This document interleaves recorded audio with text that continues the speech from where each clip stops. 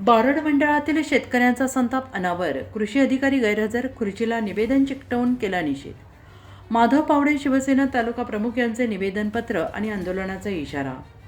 मुदखेड प्रतिनिधी सुरेश पुलारी. मुदखेड तालुक्यातील बारड मंडळात अतिवृष्टी आणि वादळी वाऱ्यामुळे सोयाबीन पिकांचे मोठ्या प्रमाणात नुकसान झाले असून शेतकरी आर्थिक संकटात सापडले आहेत. मात्र शासनाकडून अद्यापही 2025-26चा पीक विमा मंजूर करण्यात आलेला नसल्याने शेतकऱ्यांमध्ये तीव्र संतापाचे वातावरण निर्माण झाले आहे.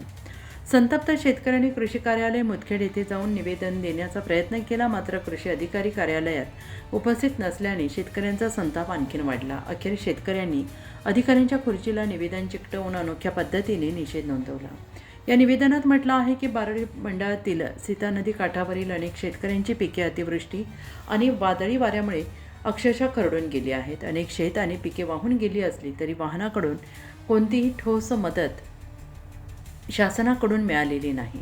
जिल्ह्यातील इतर भागातील शेतकऱ्यांना नुकसान भरपाई मिळत असताना बारड मंडळातील शेतकऱ्यांना पीक विम्यापासून वंचित ठेवण्यात आल्याचा आरोप शेतकऱ्यांनी केला आहे. तसेच विमा कंपनीच्या उदासीन कारभारावर आणि संबंधित अधिकाऱ्यांवर तात्काळ कारवाई करावी. नुकसानग्रस्त शेतकऱ्यांच्या खात्यात लवकरात लवकर विम्याची रक्कम जमा करावी, अन्यथा शेतकरी रस्त्यावर उतरून तीव्र आंदोलन करतील असा इशारा निवेदनातून देण्यात आला आहे. या निवेदनावर विजय बाळासाहेब देशमुख, भगवानराव पाटील नागलेकर, माधवराव भगवानराव पावडे, बालाजी शिप्परकर, अविनाश झेमकडे आदी शेतकरी प्रतिनिधी यांच्या स्वाक्षऱ्या आहेत. त्यामुळे निवेदन देण्यात आलेलं आहे. सर्व शेतकरी आदी उपस्थित होते. आम्ही आज 2 ते 3 दिवस झालं कृषी ऑफिस मुदखेड येथे पीक विम्यासंदर्भात ये जा करता आणि कृषी मॅडम गच्चे या मॅडमला आम्ही जवळपास 2-4 वेळेस कॉल केला. दररोज मॅडम उडवाउडीची उत्तर देत आहेत आणि आम्ही आज सकाळी 10:30 वाजता कॉल केला ऑफिस टायमामध्ये निवेदन देण्यासाठी आम्ही आलोच, म्हणून मॅडमनं आमचा कॉल घेतला नाही. आणि आता 11:30 ते 11:15 वाजले आहेत. ऑफिशियल टाईम असूनही इथं कार्यालयामध्ये एकही अधिकारी किंवा कर्मचारी हजर नाही.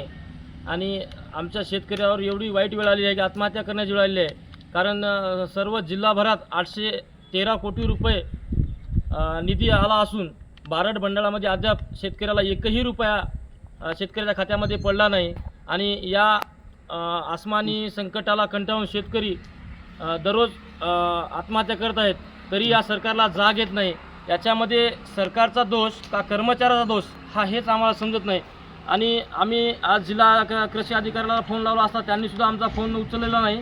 आम्ही सर्व शेतकरी मिळून आज मुदखेड कृषी ऑफिस येथे येऊन निवेदन देण्यात आलेले आहे.